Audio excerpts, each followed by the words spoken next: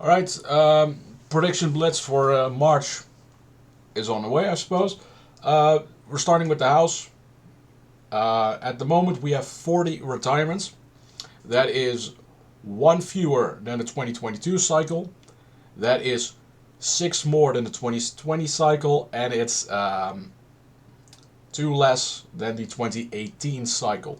So it's about on par with the past midterms instead of a presidential election. So it's a little more volatile in the scenario which is currently facing in Congress.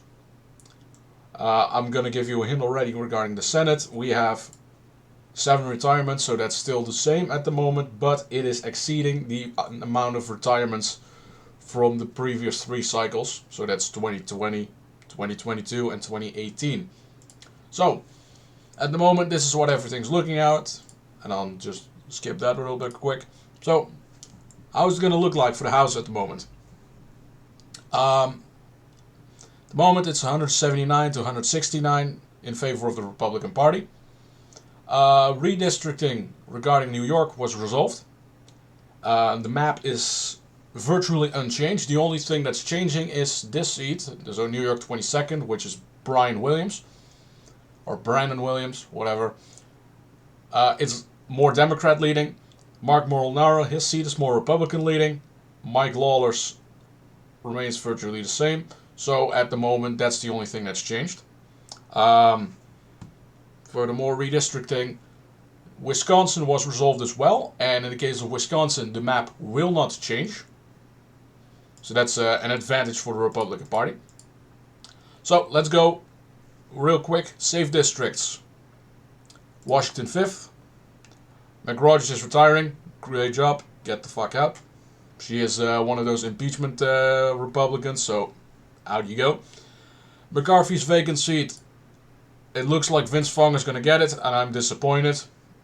Because Vince Vaughn is just the same thing as McCarthy. So there's not really any change there. Furthermore, we have Curtis in Utah's 3rd.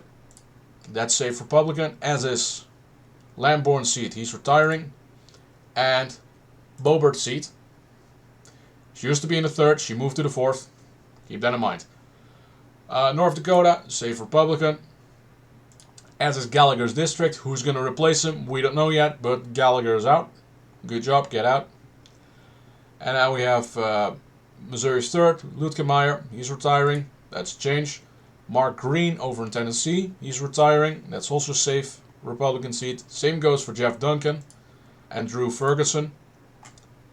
As with Mike Burgess and Kay Granger. So leave that here. And then we have Indiana. So Banks, Pence, and Buxon. Those are safe Republican districts.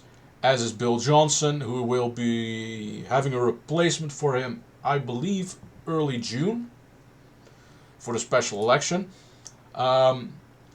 This district, I believe it was Balderson here. That's safe Republican seat, as is Alex Mooney's. As is Dan Bishop's, Patrick McHenry, and the newly created seat regarding Kathy Manning. So that one is safe. Yeah, that's it for the safe seats. For the Democrat side, a replacement for Brian Higgins, safe seat. Delaware is safe, as are these two surrounding Baltimore. They're safe. There's not really anything else here. This one is likely, as is this one, as is Allred's district. Gallegos district is safe, as is the one from Ashu, Lee, Cardenas, Schiff, Napolitano. And that's it for this. Oh, and Kilmer and Blumenauer, of course. That's it for the Democrats' safe seats. So now it is the likely Republican seats. We have Bober's old seat. Now she's out, so this really polarizing figure is gone. That means that the new Republican is probably going to easily hang on. Furthermore, those are lean. Every one of those is lean. Those are all leans.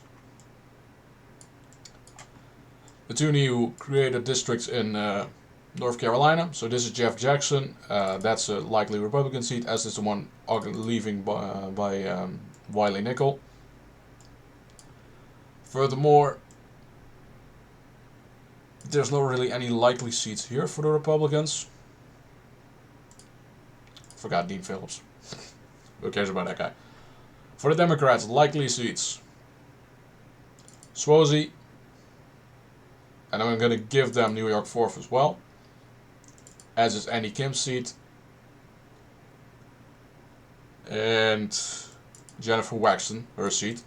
And everything else this time is not either of those. So those are all the likelies.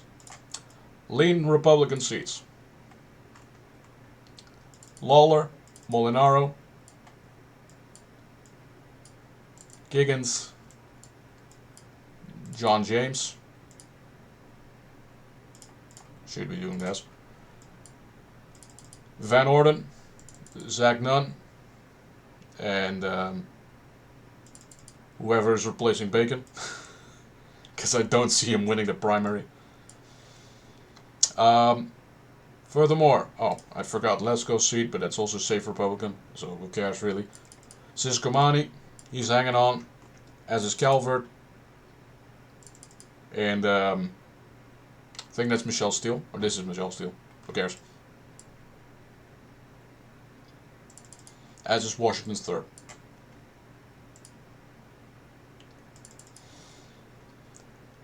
Oregon 6th, lean Democrat, as is Duarte's seat and the 2 Orange County seats. And everything in Nevada. No, I think that's really close, we can't really say, and it's basically can go either way. Erickson, as is the one for Sumter County in Ohio, as is Allegheny, Connecticut. This one, I'll give him those two as well. And here's my hot take for the video. New Jersey flips. Everything else is basically, yeah, everything else is tilt. So it can go either way. At the moment, the way polling looks, we see that California is actually leaning further to the right than normally. So in that particular case, Valadez hangs on, albeit narrowly. With that same shift, we also see that Swikert will hang on, albeit barely. With North Carolina 10 points being in favor of Trump, I'm going to say that North Carolina's first flips. And with Michigan, I believe that the 8th will flip, the 7th may or may not. And we're just going to have to observe furthermore to see how it goes.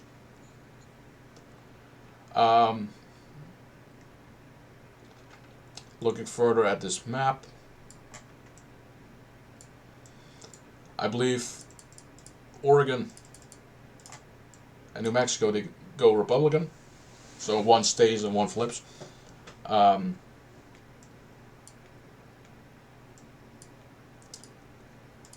Colorado's 8th stays Democrat. I'll just give the 7th to Democrats, as the 9th in Ohio and the 1st in Ohio. I'll give the 7th to the Democrats. I'll give Golden a re-election, because at this point there's not much info that we know that would actually prove it. For an example, Maine 2nd is polled at the moment at Trump plus 16, but that doesn't necessarily translate with the ranked choice voting system to make sure that the Republican nominee for the seat would actually win. We see that Golden overperforms at least by 10 points, so that's really a weird position to be in. 4 seats remaining. Alaska, and then 3 in the Mid-Atlantic region. Pennsylvania, I'll give them to the Democrats for now, as the Frederick seat in Maryland. And Alaska, I'll just give it to the Republicans. Lieutenant Governor, fairly popular.